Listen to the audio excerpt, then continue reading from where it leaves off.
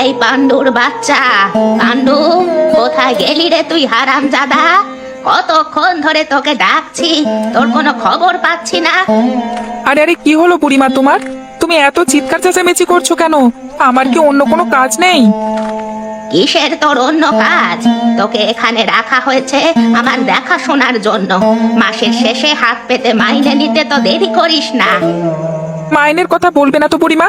যে কটা টাকা দেয় তোমার ছেলে, তাতে আমি কেন, গ্রামের কেউ তোমার দেখাশোনা করবে না। নেহাত আমি তোমাকে বেশি ভালোবাসি। আবার আমার ছেলেকে নিয়ে কথা বলছিস? এবার তোকে ঘাড় ধরে বের করেই দেব। বাবা গো বাবা, ছেলেকে নিয়ে বলায় গায়ে লেগে গেছে। হ্যাঁ, এদিকে তোমার ছেলে যে তোমাকে ছেড়ে শহরে পড়ে আছে, সেদিকে তোমার খেয়াল নেই। হ্যাঁ, চত্ব সব।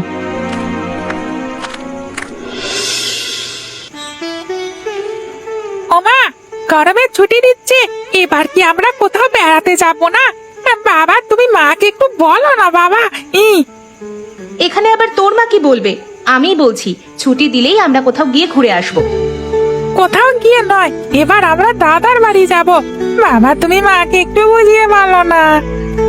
দাদা বাড়ি কোনোভাবেই সম্ভব নয়, ওইখানে যাতায়াত ব্যবস্থা ভালো নয়, তার উপর চিকিৎসার কোনো ব্যবস্থা নেই, আমি যেতে পারবো না। আহা গিন্নি, এমন করছো কেন? আরে বছরে একবারও তো গ্রামের বাড়িতে যেতে পারি না। যেতে না পারলে আমার কিছু করার নেই গো, আমি যেতে পারবো না, এটাই শেষ কথা।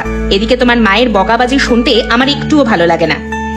আমি কিচ্ছু শুনতে চাই না, আমি যাব মানে আমি যাব।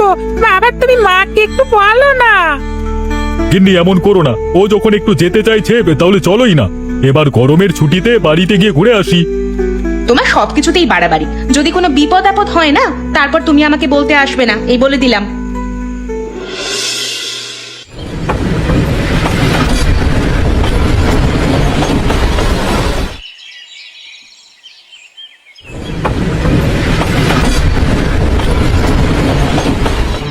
এ কি, আমাদের আরেকটা ব্যাগ কোথায় গেল?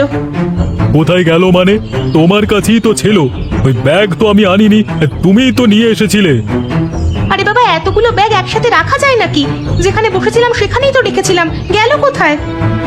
যখন আমরা উঠে আসছিলাম তখন তো কোনো ব্যাগ দেখতে পাইনি। তার মানে কি ব্যাগটা চুরি হয়ে গেছে? ব্যাগ চুরি হয়ে গেছে মানে? ওই ব্যাগের মধ্যে ওষুধপত্র ছিল। হ্যাঁ, এখন গ্রামে গিয়ে কি করব?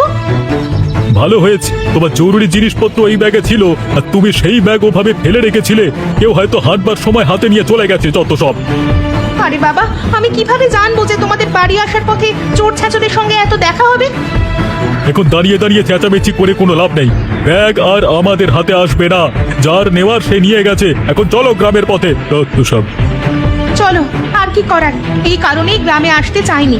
এখন একটা গাড়ি ডাকো। গাড়ি না ডাকতে পারলে তোমার কপালে আজকে শনি আছে। ওইটা ওটা একটা রিক্সা দেখলাম তো। এখন আমাদের গ্রামে যাতায়াত ব্যবস্থাও ভালো হয়ে গেছে। এই রিক্সা, এই এদিকে শোনো তো ভাই, এদিকে এসো।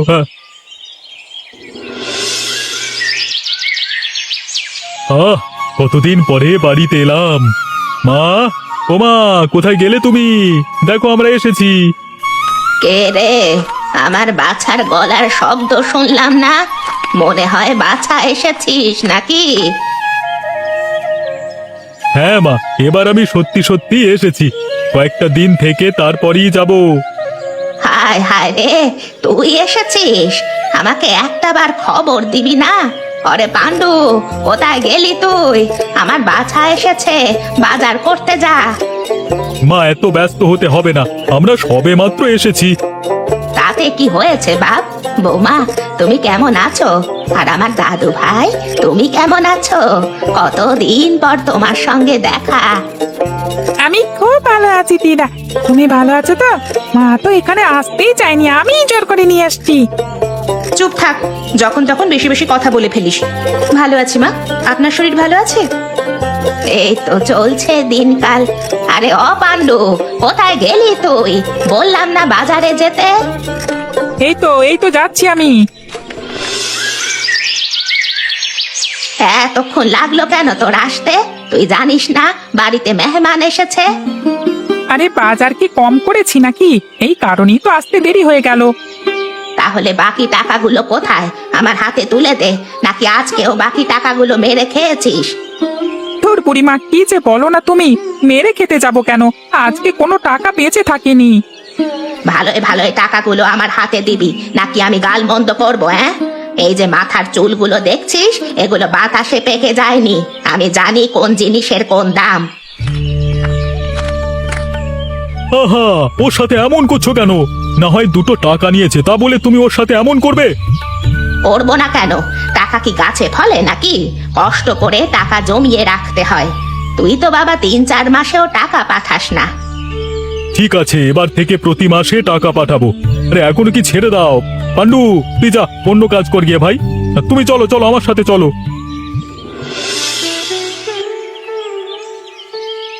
আচ্ছা কাকা, ওই যে সামনে ছোট ছোট ছেলে মেয়েরা আগুন ধরিয়ে কি করছে? তুমি জানো না বুঝি? ওরা তো বনভোজন করছে। গরমের দিন এসেছে না, এখন সবাই মিলে বনভোজন করবে। বনভোজন? আমি তো জানতাম শুধু শীতের বেলাতেই বনভোজন হয়। গরমের দিনে যে বনভোজন হয় সেটা তো আমি জানতাম না। সব সময়ই হয়, এক এক ঋতুর এক এক বনভোজন, বুঝলে তো? এই যে গরমের দিন, এখন ওরা খোলা হাওয়ায় এই ধরো খিচুড়ি রান্না করে খাবে, এটাই ওদের মজা। আমিও যদি ওদের মতো বনভোজন করতে পারতাম তাহলে খুব ভালো হতো।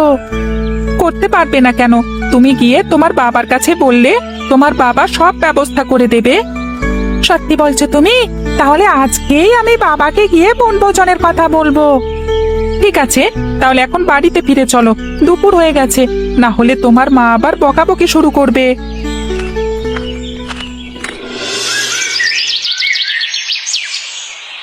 কি হলো কি? এভাবে জড়িয়ে ধরবার মানে কি? ও বাবা, আবার নতুন কোন আবদার, তাই না? হ্যাঁ, বাবা, তোমাকে ছাড়া আমি আর কার কাছে বায়না করবো বলো? আরে ঠিক আছে ঠিক আছে, এবার বল তোর কি বায়না। বাবা, আজকে আমি যখন ঘুরতে বের হয়েছি তখন দেখলাম গ্রামের ছেলে মেয়েরা সবাই মিলে বনভোজন করছে। আমিও বনভোজন করতে চাই, আমিও চাটনি দিয়ে খিচুড়ি খেতে চাই। ও বাবা, বনভোজন, তার উপরে আবার খিচুড়ি, তার উপরে আবার চাটনি দিয়ে খিচুড়ি। বাবা বাবা, বায়না তো শেষ নেই। তুমি একটু দেখো না বাবা, আমার সত্যি খুব ইচ্ছে করছে। দাদা বাড়িতে এসেছি, যদি দাদা বাড়িতে এসে বনভোজন না করতে পারি তাহলে তো হলো না। ঠিক আছে, আগে দেখি তোর মাকে বলে, তোর মা যদি রাজি হয় তবেই বনভোজন হবে, না হলে হবে না। ধুর, মায়ের কথা তুমি ছেড়েই দাও, মা একেবারেই না করে দেবে। তুমি একটু মাকে বুঝিয়ে শুনিয়ে বনভোজনের আয়োজনটা করো না। ঠিক আছে, আর আবদার করতে হবে না, আমি তোর মায়ের সাথে কথা বলবো। বাবা, আমাকে বেশি করে খিচুড়ি দেবে, আমি বেশি বেশি খিচুড়ি খাবো। আর হ্যাঁ, আমাকে খিচুড়ির সাথে কিন্তু চাটনিও দেবে, আমি চাটনি বেশি করে খাবো। ওরে দাদু ভাই, খিচুড়ি বেশি খাও, সমস্যা নেই, কিন্তু চাটনি একটু কমিয়ে খাও, না হলে তো পেটের সমস্যা করবে। মা, ও একটা ছোট বাচ্চা, ওর সাথে আপনি এভাবে কথা বলছেন কেন? ওর যা খেতে ইচ্ছে হবে ও সেটাই খাবে, না হলে ওর মন খারাপ হবে। বৌমা, আমি তো খারাপের জন্য বলিনি, চাটনি তো অনেক আছে, কিন্তু ওর তো পেটে সমস্যা হবে, ও সব খেতে তো অভ্যস্ত নয়।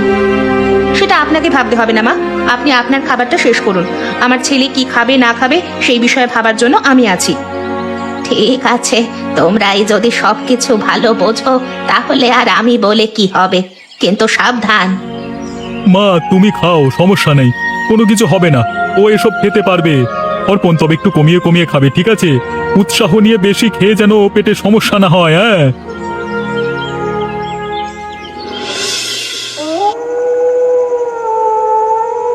হ্যাঁ, মা গো, মরে গেলাম গো, আমার পেটে প্রচন্ড ব্যথা করছে মা, আমি আর পাচ্ছি না। ওগো ওগো, দেখো ওর কি হচ্ছে, ও এমন করছে কেন?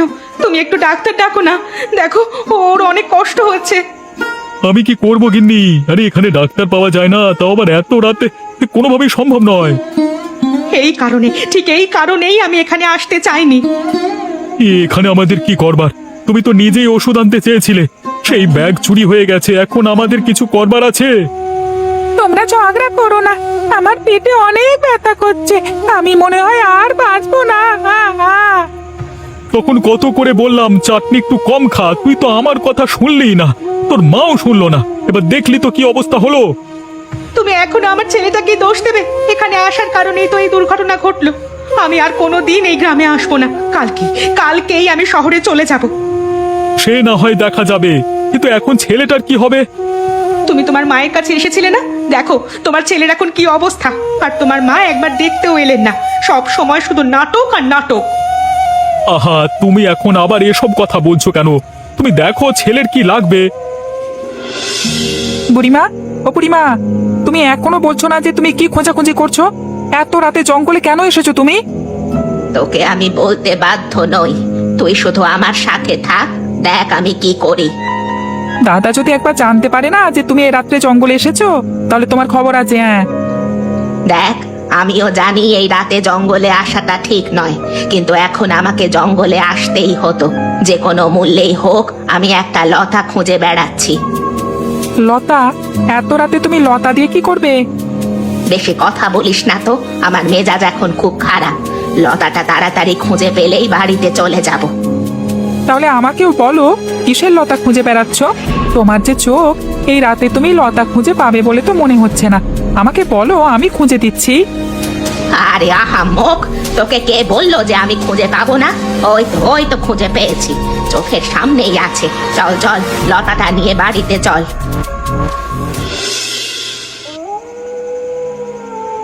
জগদীশ, অজগদীশ, এই রসটুকু দাদু ভাইকে খাইয়ে দে, তাহলে দাদু ভাই তাড়াতাড়ি ঠিক হয়ে যাবে। রস? কিসের রস? আমি এই গাছপালার রস আমার ছেলেকে খাওয়াতে পারবো না, উল্টে আরো ক্ষতি হয়ে যাবে ওর। ওগো ওগো, তুমি কিছু বলো।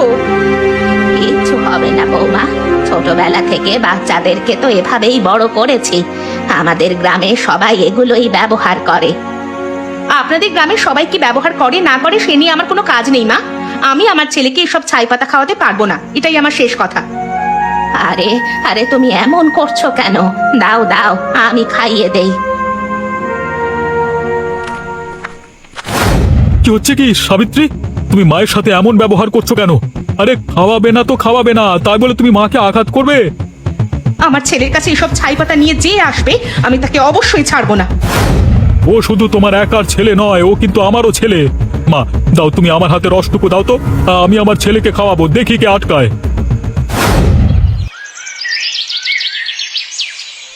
দেখো, আর নয়, আমি তোমার অনুরোধে এখানে আসতে রাজি হয়েছিলাম, কিন্তু এখন আমি শহরে ফিরে যেতে চাই, যেতেই হবে। আমাদের ছেলে তো সুস্থ হয়েই গেছে, আর কটা দিন এখানে থাকো। কোনোভাবেই নয়, এখানে থেকে আমার ছেলে অসুস্থ হয়ে পড়েছে। এখানে এই গরমের দিনে আমার ছেলে ঘুমাতে পারছে না, কি করব কিছুই বুঝতে পারছি না। মায়ের কাছে কত বছর পর আমি এসেছি, গরমের ছুটিটা এখানে কাটিয়ে না গেলে কি হয়? এখানে আমার ছেলেকে রেখে ছেলেকে মেরে ফেলবো নাকি? এটাই তুমি চাও তো? তাহলে তুমি এখানে থাকো, আমি আমার ছেলেকে নিয়ে চললাম। ঠিক আছে, এত রাগ করতে হবে না, আমি মায়ের কাছে যাচ্ছি। মায়ের সাথে কথা বলে এসে আমরা বেরিয়ে পড়ব। মায়ের সাথে কথা বলার যাই করো না কেন, আমি কিন্তু কারো কথাই শুনবো না। আমি যাব, যখন সিদ্ধান্ত নিয়েছি তখন আমি যাবই।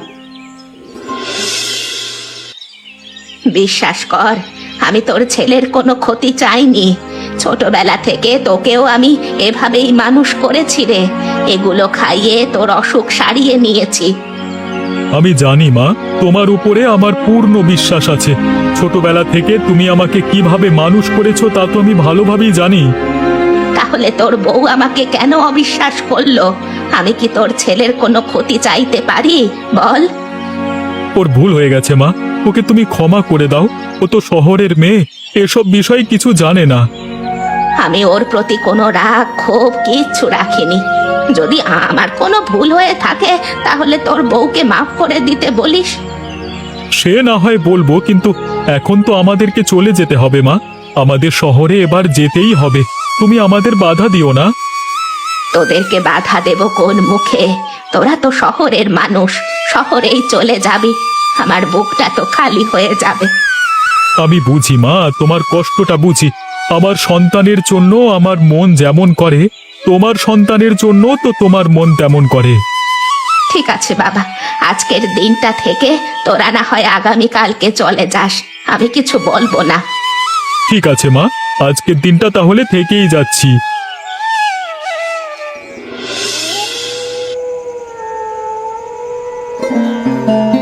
মা, আপনি ঘুমিয়েছেন? কে, বৌমা নাকি? না গো, ঘুমাইনি, এই তো সবে মাত্র চোখ দুটো বন্ধ করলাম। কি হয়েছে মা? মা, আমি আপনার কাছে ক্ষমা চাইতে এসেছি, আমাকে ক্ষমা করে দেবেন। কেন তুমি আবার কি করলে? তুমি আমার কাছে ক্ষমা চাইতে এসেছো কেন? আমি বুঝতে পারিনি এতগুলো বছর আপনার ছেলের থেকে আপনাকে দূর করে রেখেছি। আমি আজকে যখন আমার সন্তানের বিপদ হলো তখন আপনার কষ্টটা আমি বুঝতে পারলাম। ও সব কিছু নয় মা, ছোটবেলা থেকে সমস্ত সন্তানই তার বাবা মার কাছেই থাকবে। ছেলেদের বিয়ে হলে বউয়ের কাছে থাকবে, এটাই তো স্বাভাবিক। তোমারও এই দিন আসবে। এই কারণেই তো আপনার কাছে আমি ক্ষমা চাইতে এসেছি। আপনার সাথে যে দুর্ব্যবহার করেছি সবকিছুর জন্য ক্ষমা করে দেবেন মা। বারবার এত ক্ষমা চেয়ে আমাকে আর তুমি ছোট করো না বৌমা। তোমার প্রতি আমার কোনো অভিযোগ নেই। যাও, তুমি গিয়ে ঘুমিয়ে পড়ো।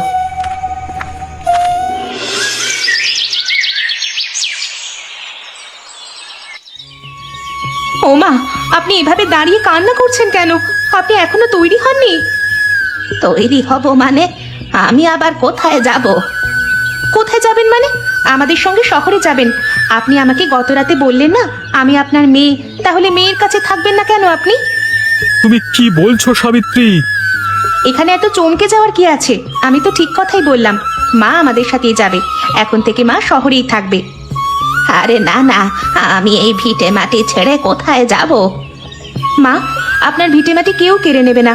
আমরা বছরে বছরে কয়েকবার এসে এই ভিটেমাটির দেখাশোনা করে তবেই যাব। এবার আপনি তৈরি হয়ে নিন তো। যাও মা, তৈরি হয়ে নাও। বাকি যতদিন বেঁচে আছো তোমাকে আমি আমার সাথেই রাখবো। কি মজা কি মজা, দিদা এখন থেকে আমাদের সাথেই থাকবে, কত মজা হবে।